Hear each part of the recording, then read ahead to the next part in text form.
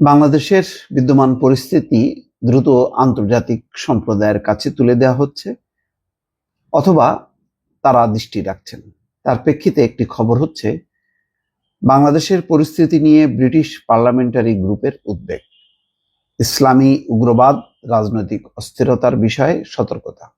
এটি অত্যন্ত বাংলাদেশের বর্তমান অন্তর্বর্তী সরকারের জন্য একটি নেগেটিভ বিষয় হলো যে শেষ পর্যন্ত যেটি শঙ্কা করা হচ্ছিল যে আন্তর্জাতিক অঙ্গনে বাংলাদেশের আভ্যন্তরীণ এই পরিস্থিতিটা যাতে না ওঠাক, অন্তত বিব্রতকর কোনো পরিস্থিতি না হোক ডক্টর ইউনূসের জন্য, কিন্তু শেষ পর্যন্ত তাই হলো এবং সেটি হওয়ার জন্য গত কয়েক মাস ধরে ব্যাপক তৎপরতা চলছে।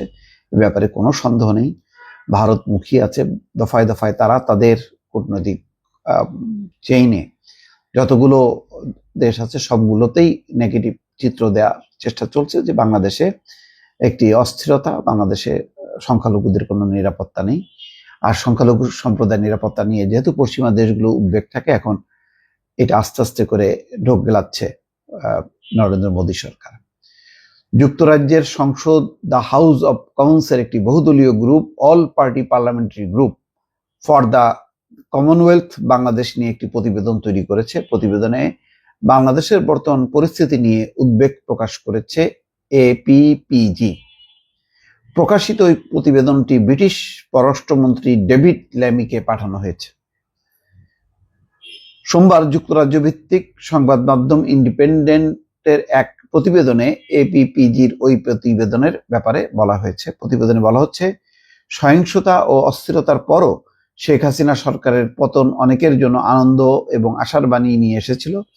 তবে হাসিনা সরকারের পতনের পর বাংলাদেশে 2000-এর বেশি সহিংসতার ঘটনা নথিভুক্ত করা হয়েছে। এখানে অবশ্য বলা হচ্ছে যে সহিংসতা এবং অস্থিরতার পরও শেখ হাসিনার পতনের পর অনেকের মধ্যে আশার সঞ্চার হয়েছিল, কিন্তু তারপর 2000-এর বেশি সহিংসতার ঘটনা নথিভুক্ত হয়েছে। বর্তমান সরকার প্রতিশোধ নেওয়ার জন্য বিচার ব্যবস্থাকে অস্ত্রে পরিণত করেছে। এটা অন্তর্বর্তী সরকারের উপর বর্তাচ্ছে যে তারা বিচার ব্যবস্থাকে অস্ত্রে পরিণত করেছে। প্রতিবেদনে এপিপিজি আরো বলেছে, আমরা এমন প্রমাণ পেয়েছি যা বর্তমান অন্তর্বর্তীকালীন সরকারের কার্যকারিতা নিয়ে প্রশ্নের জন্ম দিচ্ছে। আইনকে রাজনৈতিক অস্ত্র হিসেবে ব্যবহার করার সংস্কৃতি অবিলম্বে বন্ধ করার প্রয়োজন রয়েছে। মানবাধিকার এবং আইনের শাসন অবশ্যই বজায় রাখতে হবে। এটা ব্যর্থ হলে তার ডক্টর মোহাম্মদ ইউনূসের অন্তর্বর্তী সরকারের ভাবমূর্তির জন্য ভালো হবে না।